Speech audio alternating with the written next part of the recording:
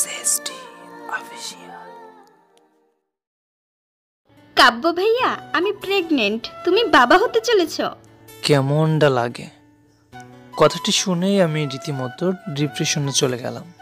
Office শেষে বাসার উদ্দেশ্যে রওনা দিয়েছি। ঠিক এমন সময় পকেটে থাকা মুঠোফোন বেজে উঠল। হাতে নিতেই দেখি ইভা কল দিয়েছে। কল রিসিভ করতেই, ভাইয়া বাসায় আসার সময় মনে করে লবণ নিয়ে আসবে।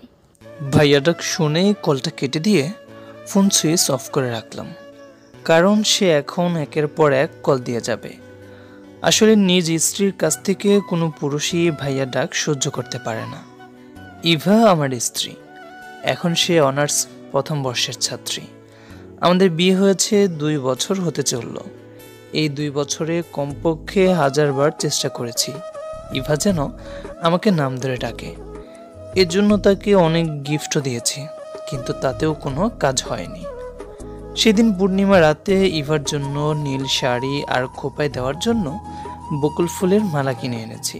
নিজ হাতে ইভাকে শাড়ি পরিয়ে দিলাম। তারপর দুজনে ছাদে চলে গেলাম। বেশ সুন্দর একটা পরিবেশ। হঠাৎ চাঁদ মেঘের আড়ালে ডুব দিতেই ইভা পাশ থেকে চিল্লায়া কেঁদে উঠল। ভাইয়া দেখো, চাঁদ মেঘের আড়ালে লুকিয়ে গেছে। ভাইয়া ডাক শুনে আমার রোমান্স মোড নষ্ট হয়ে গেল।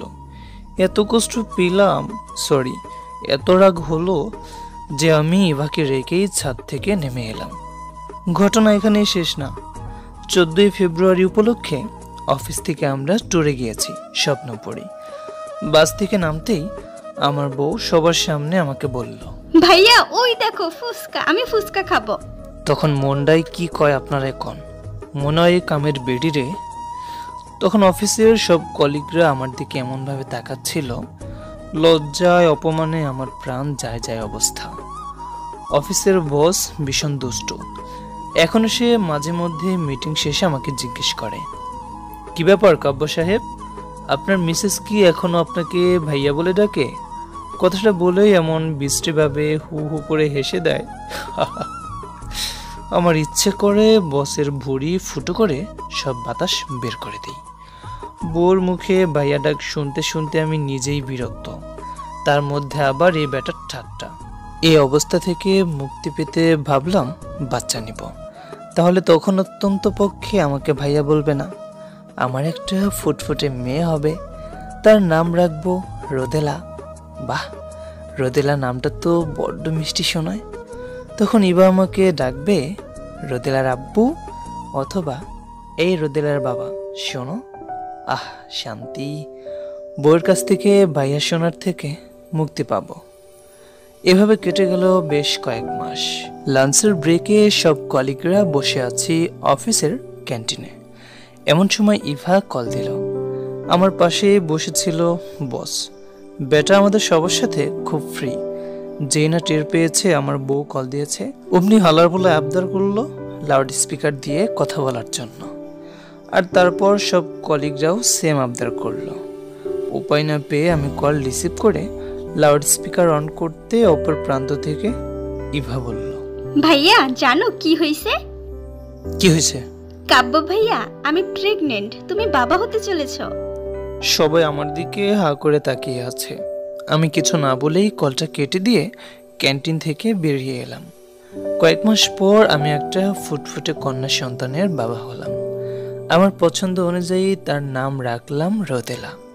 ধীরে ধীরে রোদেলা বড় হতে লাগলো, আধো আধো কথা বলতে শিখেছে। ইভাকে মাম্মাম বলে ডাকে, আর আমাকে এখনো কোনো নামেই সম্বোধন করে না। আজ রাত্রির 1 বছর পূর্ণ হলো। খুব ধুমধাম ভাবে রাত্রির জন্মদিনের আয়োজন করলাম। কেক কাটার কিছুক্ষণ আগে আমি সবার সাথে বসে আড্ডা দিচ্ছিলাম। এমন সময় রোদেলা তার মায়ের কোলে বসেই আমাকে জড়িয়ে ডাক দিল। তার ডাক শুনে সেখানে উপস্থিত সকলেই থ হয়ে গেল। রোদেলার কথা ছিল ঠিক এমন, ভাইয়া তাড়াতাড়ি আসো, কেক কাটবো। রুমে অবস্থান করা কয়েক জোড়া চোখ যখন আমার দিকে তাকিয়ে আছে, ঠিক সেই মুহূর্তে রোদেলা আমাকে আবারও ডাক দিল, কি হলো ভাইয়া আসো। এমন সময় পাশ থেকে আমার বস বলে উঠল, ভাইয়া যাও কেক কেটে আসো। এখন আমার দুঃখে মধু খেয়ে মরতে ইচ্ছে করতেছে। কেউ বিষ খাও আর আমি মরে যাই। হে বন্ধুরা, কেমন আছো সবাই? আশা করি সবাই অনেক অনেক ভালো আছো। আমার এই ডায়লগটা প্রতিদিন সবাই কমেন্ট করে, কিন্তু একজন ভাইয়া প্রায় অনেকদিন যাবৎ কমেন্ট করতেছে এটা না বললে নাকি সে আর ভিডিও দেখবে না, তাই এটা তার জন্য। তো ভাইয়া কেমন আছো?